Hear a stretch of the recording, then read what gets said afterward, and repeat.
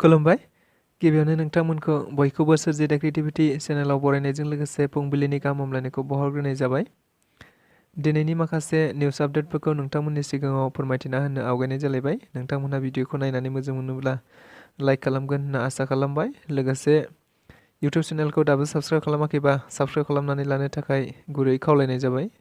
थ' बिदिब्ला जोङो भिडिअखौ जागायनोसै। बिटिआरआव दाबावैनो आरोबाव मोनसे गोदान राजखान्थि जोनोम जानो थांगासिनो दङ। नंगौ, बे बाथ्राखौ बुंथिनानै होदों पृथ्वीनारायण देबमेश बिथाङा।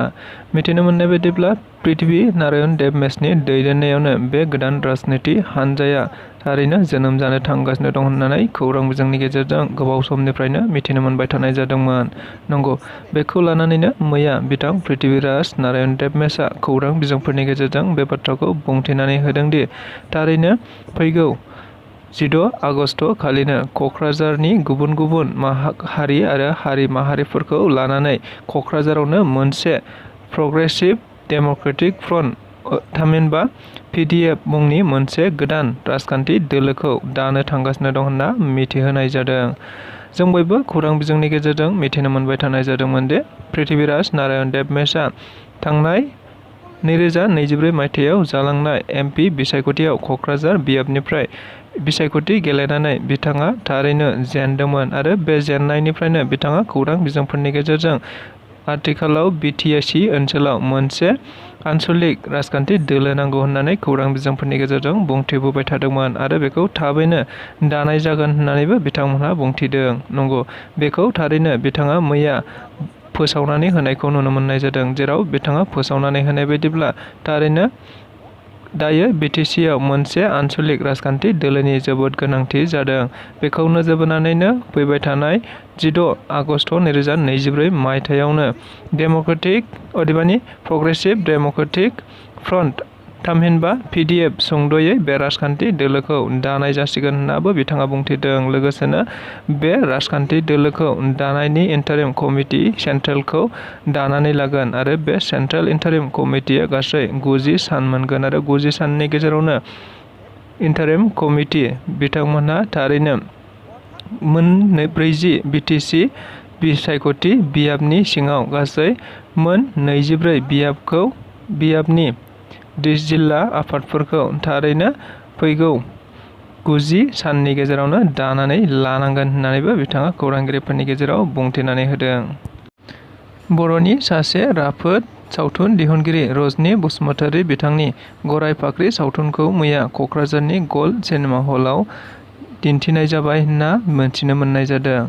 मख'नो गोनांदि आथिखालाव बर'नि सावथुनफोराबो मोनसेनिफ्राय मोनसे जांख्लाखौ बारखोलांगासिनो दं होननानै बुंब्लाबो बारा बुंनाय जानाय नङा।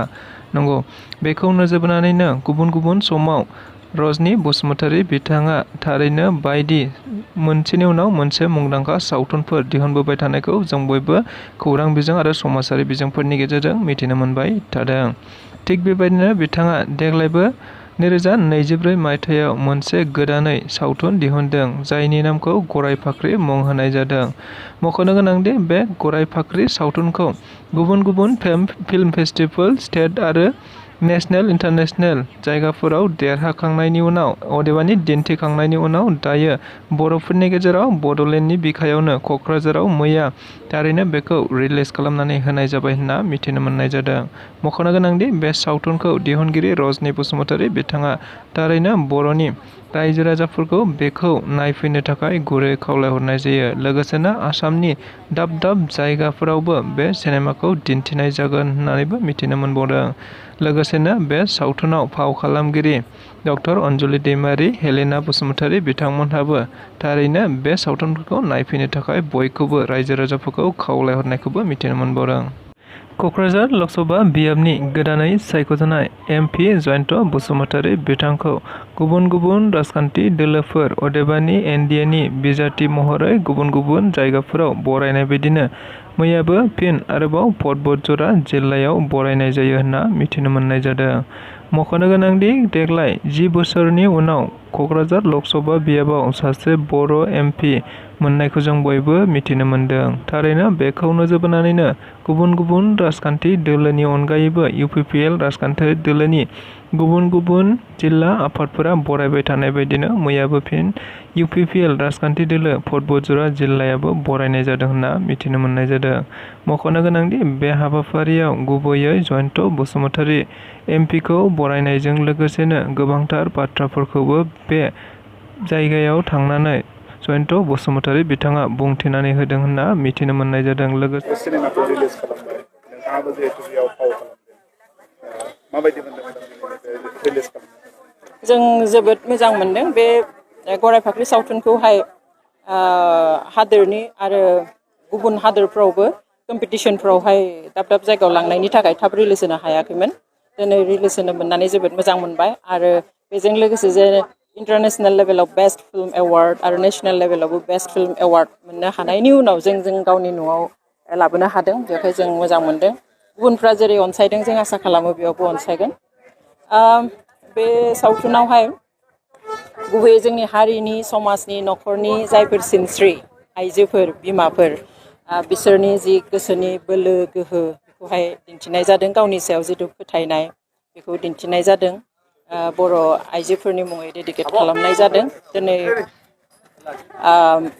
जोंनि गेजेराव जिफोर समाजाव जानाय माखासे जेंना न'खराव फैनाय जेंनाफोर आरो पार्सनेल लाइफफोराव गावबा गाव जिउआव फैनाय जेंनाफोरखौबो माबादिहाय आइजोफोरा ज' जानानै बेखौहाय सुफुंनो हायो बा सल्भ खालामनो हायो बेखौ दिन्थिनाय जादों। आरो लोगोसे बे नङा जे बे आइजोफोरा जायखौ बेयाव गराय फाख्रि मुं होदों बिसोरो समाज बेरेखा नङा आरो हौवा मानसिनि बेरेखाबो नङा। नाथाय जायखिजाया समयसानि थाखाय हौवा मानसिखौ नेबाय थाया, समाजखौ नेबाय थाया, गावसोरनि फोथायनाय गावसोरनि गोहो आरो गावसोरनि साहसजोंनो बेखौ सुफुंनो थाखाय आवगायो। आं सानो बियो जोंनि आइजोफोरनि थाखाय मोजां मोनसे गोहो होगोन। जों दुलाराय बर' रायजो राजाफोरखौ खावलायगोन। जोंहा दिनै क'क्राझार गल्ड सिनेमायाव होबाय। दिनैनिफ्राय सप्तासे सोलिनांगौ, बिनिख्रुइ बाराबो सोलिगोन होननानै जों आसा खालामदों। आरो जों लुबैदों बेवहाय बे 2टा बाजानि श'ल' नङा, इभिनिं श'बो खालामना होयोब्ला गोबां साख्रिआवलाफ्राबो नायफैनो हागोन। कलेज इउनिभारसिटियाव फरायनाय जोंनि फिसाफ्राबो नायफैनो हागोन। बे जोंनिफ्राय खावलायनाय थागोन। लोगोसे दुलाराय रायजो राजायानो जाहाथे फैनानै जोंनि बे फिल्मखौ आइजोआनो लिरदों, आइजोआनो डिरेक्सन होदों, आइजोफ्रानो गासिबो बेयाव रल लादों। बेवहाय मोनसे थुलुंगाबो होगोन आरो नायनानै आथिखालाव जि सोलिबाय थादों समाजनि माखासे सोलिफुनाय जेंनाफोरखौबो बेयाव दिन्थिनाय जादों। जाहाथे बेफोरखौ नायनानै बयबो रंजानायजों लोगोसे सोलोंथाइबो लानो हायो बेखौ आसा खालामो। बेवहाय बयबो जाहाथे लैहोर लैहोर क'क्राझारनि गल्ड आरो बङाइगावनि इउनिभार्सेल, टंलानि साया आरो बिश्वनाथ सारियालियाव पाभै आरो गुवाहाटियाव मोननै हलाव दङ। बयबो जाय जेराव हायो बेयावनो थांनानै नायफैनो थाखाय खावलायबाय बयखौबो।